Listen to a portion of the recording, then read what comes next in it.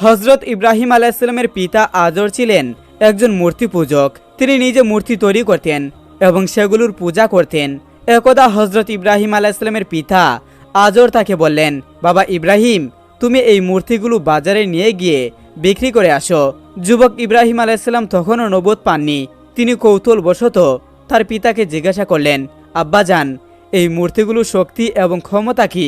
তার পিতা তখন জবাব দিল, হে ইব্রাহিম, এই মূর্তিগুলোর ক্ষমতা হলো এরা আসমান, জমিন, চন্দ্র, সূর্য সবকিছু সৃষ্টি করেছে এবং আমাদেরকেও সৃষ্টি করেছে। এই মূর্তিগুলো হলো আমাদের খোদা, তাই এই মূর্তিগুলোর উপাসনা করা এবং ইবাদত করতে হবে। এই বলে আজর মূর্তিগুলোকে একটি ঝুড়িতে ভরে ইব্রাহিম আলাইহিসসালামের মাথায় তুলে দিল। হজরত ইব্রাহিম আলাইহিসসালাম তখন সেই মূর্তিগুলো নিয়ে বাজারের উদ্দেশ্যে রওনা দিলেন। প্রতিমধ্যে রাস্তায় তার প্রসাবের তলব হলো। হজরত ইব্রাহিম আলাইহিসসালাম তখন সেই ঝুড়িটি রাস্তার এক পাশে রেখে প্রস্রাব করতে গেলেন এবং কিছুক্ষণ পরে এসে তিনি দেখলেন মূর্তিগুলোর শরীর পানি দিয়ে ভেজা। তখন ইব্রাহিম আলাইহিসসালাম মূর্তিগুলোকে জিজ্ঞাসা করলেন, কি ব্যাপার, তোমাদের শরীর পানি দিয়ে ভেজা কেন? কিন্তু মূর্তিগুলো কোনো কথা বলল না। ইব্রাহিম আলাইহিসসালাম খেয়াল করে দেখলেন তার পাশে একটি কুকুর দাঁড়িয়ে আছে এবং তখনও সেই কুকুরটি নিচ দিয়ে পানি পড়ছে। ইব্রাহিম আলাইহিসসালামের আর বুঝতে বাকি রইল না যে এই কুকুরটি প্রস্রাব করে এগুলো শরীর ভিজিয়ে দিয়েছে।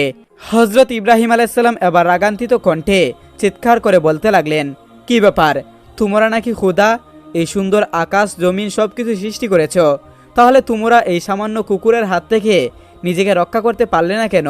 কুকুর যখন তোমাদের শরীরে প্রস্রাব করছিল তখন তোমরা এখান থেকে দৌড় দিলে না কেন, অথবা কুকুরকে তাড়িয়ে দিলে না কেন?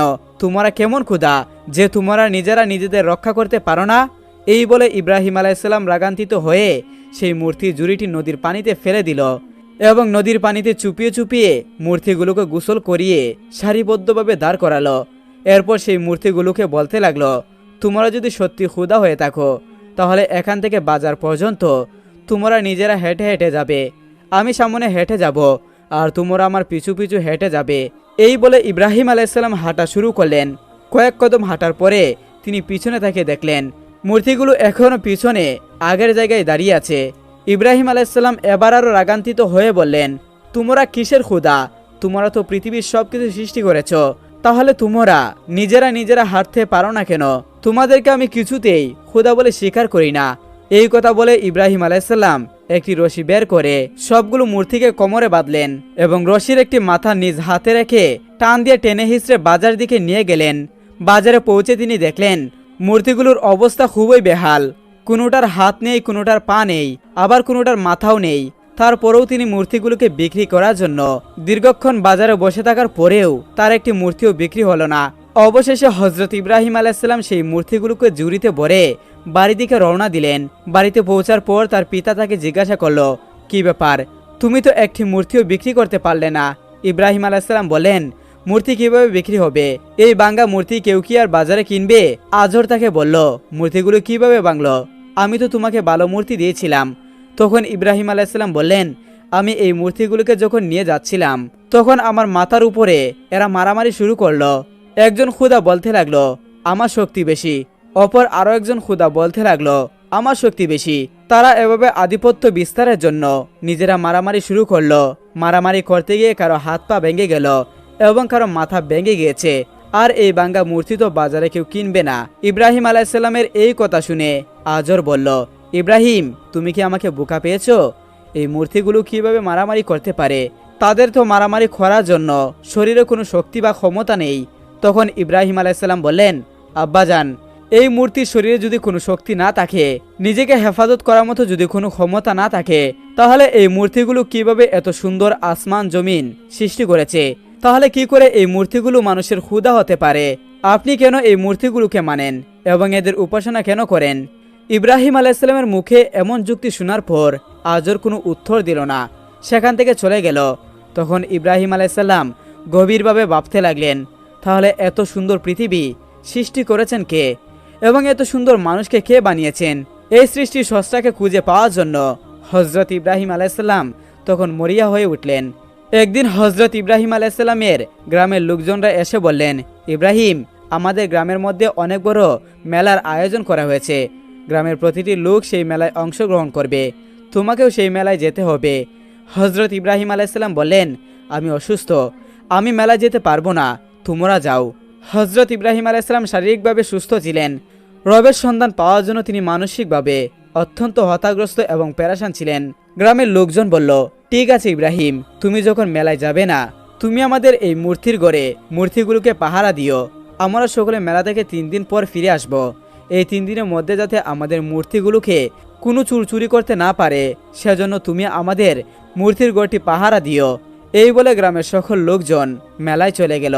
এদিকে গ্রামের লোকজন যখন মেলায় চলে গেল, তখন ইব্রাহিম আলাইসাল্লাম মূর্তির ঘরে প্রবেশ করলেন। তিনি ভাবতে লাগলেন, আমার যাতে লোকেরা এই মূর্তিগুলোকে খোদা মানে ও এদের উপাসনা করে, দেখি আমি এই সুন্দর পৃথিবীর সৃষ্টিকর্তাকে এখানে খুঁজে পাই কিনা। ইব্রাহিম আলাইসাল্লাম সেই মূর্তির ঘরে প্রবেশ করে দেখেন সেখানে শত শত মূর্তি রাখা আছে, কোনোটা ছোট কোনোটা বড়, আবার কোনোটার আকৃতি এত বিশাল যা দেখে ইব্রাহিম আলাইসাল্লাম অবাক হয়ে গেলেন। ইব্রাহিম আলাইসাল্লাম খেয়াল করে দেখলেন প্রতিটা মূর্তির সামনে অনেক ফলমূল ও বিভিন্ন প্রকারের খাবার রাখা রয়েছে, কিন্তু কোনো মূর্তি কোনো খাবার গ্রহণ করল না। ইব্রাহিম আলাইসাল্লাম লক্ষ্য করলেন প্রতিটা মূর্তি হা করে তাকিয়ে রয়েছে, কোনোটির 10টি হাত, কোনোটির 8টি হাত, কোনোটা তাকিয়ে রয়েছে বল্লম হাতে নিয়ে, কোনোটা তাকিয়ে আছে বর্ষা হাতে নিয়ে। এক একটা মূর্তির আকৃতি এক এক রকম। এবার ইব্রাহিম আলাইসাল্লাম সেই মূর্তিগুলোকে উদ্দেশ্য করে বলতে লাগলেন, আমার জাতের লোকেরা তোমাদের খোদা মানে, তোমাদের উপাসনা করে, তোমরা নাকি তাদেরকে সৃষ্টি করেছ, তবে তোমরা এই খাবারগুলো খাচ্ছ না কেন? তোমাদের সামনে অনেক খাবার রাখা আছে, এগুলো গ্রহণ করো। ইব্রাহিম আলাইসাল্লাম বারবার মূর্তিগুলোকে এভাবে বলতে লাগলেন এবং তিনি নিজের হাতে প্লেটগুলোকে মূর্তিগুলোর সামনে ধরলেন এবং বললেন, খাবার খাও। তিনি প্রতিটি মূর্তির সামনে গিয়ে সেগুলো খেতে বললেন, কিন্তু কোনো মূর্তি খাবার গ্রহণ করল না। ইব্রাহিম আলাইসাল্লাম এবার রাগান্বিত কণ্ঠে বললেন, তোমরা কেমন খোদা? তোমরা এই পৃথিবী সৃষ্টি করেছো কিভাবে? তোমরা তো নিজেরাই বলতে পারো না, খেতেও পারো না। তোমাদের কেউ মানুষ তৈরি করেছে, তবে তোমরা মানুষের খোদা হও কি করে? তোমরা এই পৃথিবীর স্রষ্টা, আমি তা কোনোভাবে বিশ্বাস করি না। এই বলে হজরত ইব্রাহিম আলাইসাল্লাম হাতে একটি কুঠার নিয়ে মূর্তিগুলোকে ভাঙতে লাগলেন। সকল মূর্তি ভেঙে ঘুরিয়ে দিয়ে সেখানে সবথেকে বড় মূর্তিটার হাতে কুঠার রাখলেন। 3 দিন পরে গ্রামের সকল লোকজন মেলা থেকে ফিরে এসে যখন পূজা দেওয়ার জন্য মূর্তি ঘরে প্রবেশ করলেন, তখন তারা বলে উঠল, হাই হাই সর্বনাশ, আমাদের সকল মূর্তি তো ভেঙে ঘুরিয়ে দেওয়া হয়েছে। তারা ইব্রাহিম আলাইসাল্লামের কাছে গিয়ে বলল, ইব্রাহিম, তোমাকে না দায়িত্ব দিয়েছিলাম মূর্তিগুলোকে পাহারা দেওয়ার জন্য, তাহলে মূর্তিগুলোর এই হালত হলো কি করে?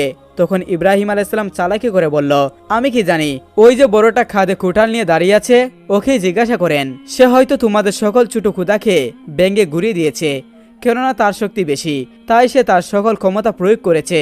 তখন গ্রামবাসী বললেন, ইব্রাহিম, তুমি কি আমাদের বোকা পেয়েছো? এই মূর্তি কি করে অন্য মূর্তিগুলোকে ভাঙতে পারে?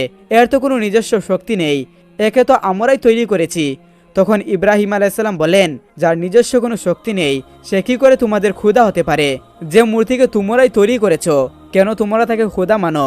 কেনই বা তার উপাসনা করো?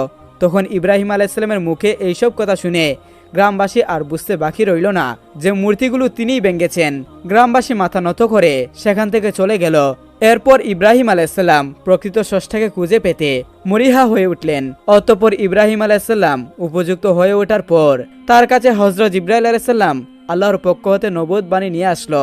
ওই সত্য ধর্মের সন্ধান পাওয়ার পরই ইব্রাহিম আলাইসাল্লাম উপলব্ধি করলেন যে মহান আল্লাহ তাআলাই এই বিশ্ব জাহানের স্রষ্টা ও প্রতিপালক। আল্লাহর নবী হজরত দাউদ আলাইসাল্লামের তেলাওয়াত শুনে আকাশের পাখিরা, গাছপালা, পাহাড় পর্বত, এমনকি সমুদ্রের গভীরে থাকা মাছেরাও উপকূলে চলে আসত।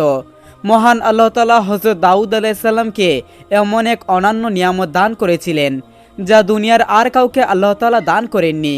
তার কণ্ঠ ছিল এতটাই মধুর, এতটাই হৃদয়গ্রাহী যে তিনি যখন জিকির করতেন, আল্লাহর প্রশংসা করতেন, পাহাড়গুলো তার সাথে জিকিরে মশগুল হয়ে যেত, আকাশের পাখিরা থেমে যেত আর তারা কণ্ঠ মিলিয়ে বলতো সুবহানাল্লাহ।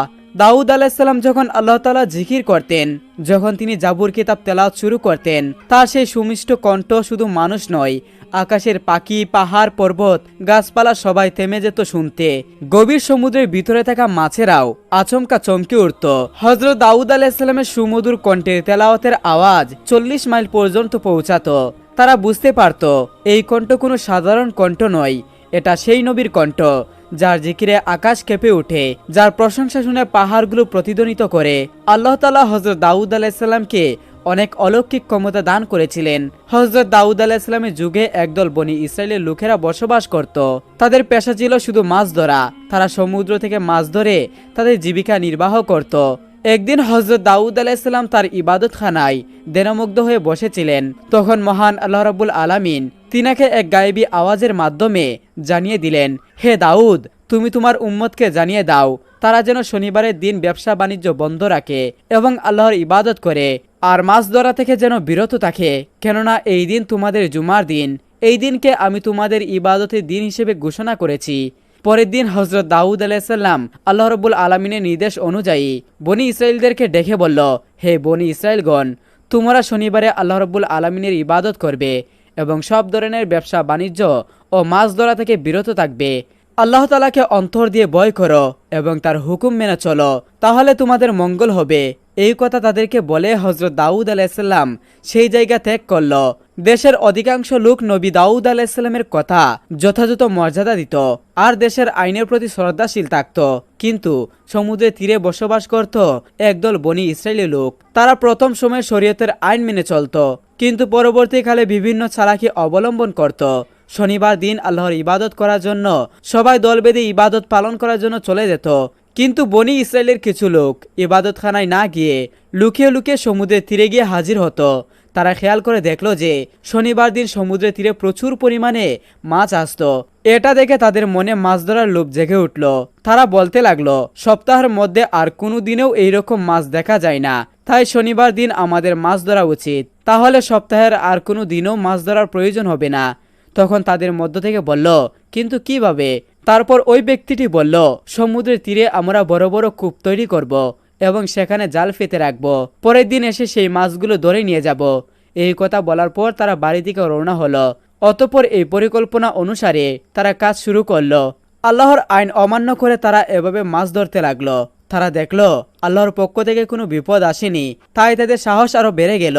এরপর অনেকদিন এভাবে মাছ ধরে তারা প্রচুর ধন সম্পদের মালিক হয়ে গেল। অপরদিকে এই বংশের অনেক লোক ছিল, তারা শরীয়তের আইন মেনে চলত, মহান আল্লাহ তাআলাকে ভয় করে চলত। তাই তারা সকলেই একদিন ওই লোকগুলোর নিকট হাজির হলো এবং বলল, প্রিয় ভাইয়েরা, আপনারা শনিবারে মাছ ধরা বন্ধ করুন, কেননা আল্লাহ তাআলা এই দিনকে ইবাদতের জন্য নির্বাচন করেছেন। এই হুকুম অমান্য করলে আপনাদের বিপদ আসতে পারে। তখন ওই দলের একজন নেতা তাদেরকে টাটকা বিদ্রূপ করে বলল, শরীয়তের সঙ্গে মাছ ধরার কি সম্পর্ক? এই ধরনের আদেশ কোনো নবী জামানায় দেখা যায়নি, এই কথায় কোনো যুক্তি নেই। অতঃপর এই হুকুম আমরা মানতে পারবো না। শনিবার দিন আমরা প্রকাশ্যে মাছ ধরব, তবে দাউদ আলাইহিস সালাম যদি এর কোনো কল্যাণকর দিক দেখাতে পারে তবে এটা মেনে নিব। অতঃপর তোমরা যাও, এই বিষয়ে জিজ্ঞাসা করে এসো।